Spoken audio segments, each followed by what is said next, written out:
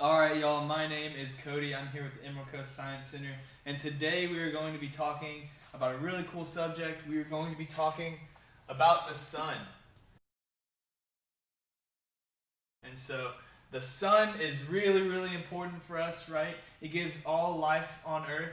It gives it the ability to grow, right? It allows us to live on Earth. It allows for everything. It's a star, of course. But what is a star? It's just a big ball of gas, right? And so what this is it's a big ball of helium. And so, or no, a big ball of hydrogen, I'm sorry. A big ball of hydrogen, and it's so massive, it's got its own gravity pulling it inwards. And so all these hydrogens are knocking into each other with such great pressure, such great force, that it creates this thing called helium. And whenever it creates helium, it causes energy to shoot out all over into this big sphere, right? And so this big sphere we see is a bunch of light energy that's coming off of all these fusion reactions from hydrogen being fused together to form helium. It takes 8 minutes and 20 seconds for the sun's light to get to the earth. So if the sun were to shut off, we wouldn't know until about 8 minutes later, which is crazy. So on the sun, you can see I have some black spots right here. Whenever you look at the sun, you can see there are some spots on it. Those are called sunspots. And what that is all around the sun there are magnetic fields. And these magnetic fields have a power over the energy that is being released on the sun. So whenever all that energy is being released, there are some magnetic fields that are covering certain spots, and it's keeping the energy from pushing out. And so these sunspots are just cooler areas of the sun where the energy isn't able to push out of that magnetic field, which is super cool.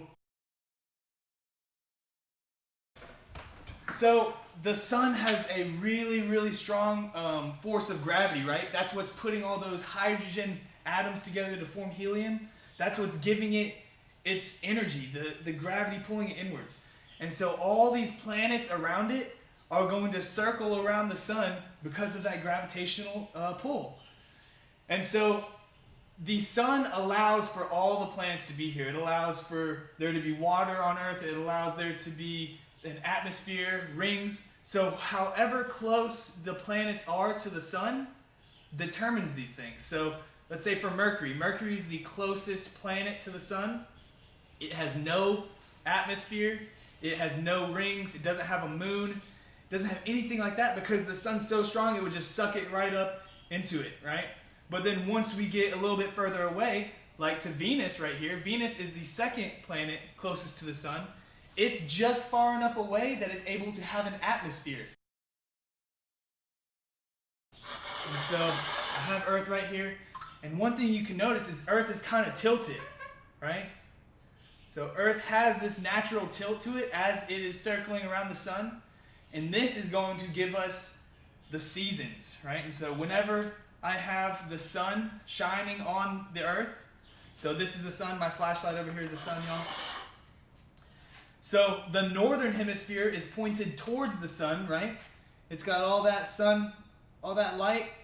The northern point is pointing toward the sun. That's when the northern hemisphere, this top half of the world, is going to have summer because that's when it's nice and warm, right? All the sun's rays are being directly focused onto the northern hemisphere, and that's why the bottom hemisphere is experiencing winter because all this sun's light is hard to reach down over here, making it a little bit colder, right? So all up here is nice and warm, and then eventually, once the Earth circles around the sun, let's say it's over on the opposite side of the year.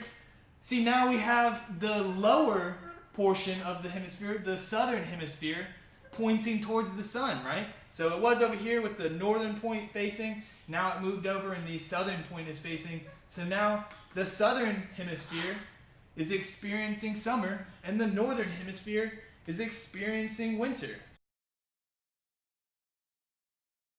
Some of you might ask why some parts of the world have longer days than others. So If you look over here, like places like Alaska. So Alaska is pretty high in the world, right? It's pretty up. It's up close to the northern pole, and so whenever it's summertime, the days in Alaska are only going to be really long when it's summer because that's when it's getting that direct sunlight. So whenever it's summertime, you'll notice whenever it's turning, the sun's rays are going to be on Alaska for a long, long, long time, right? And then maybe when it's over here, it's going to be a little bit darker, but not too much. It's still going to be pretty light. But then once it gets to a certain point of the sun, the tilt is going to be different, and to where Alaska won't be in the sun the whole time, and then it'll have really, really long winters, or really long nights during the winter.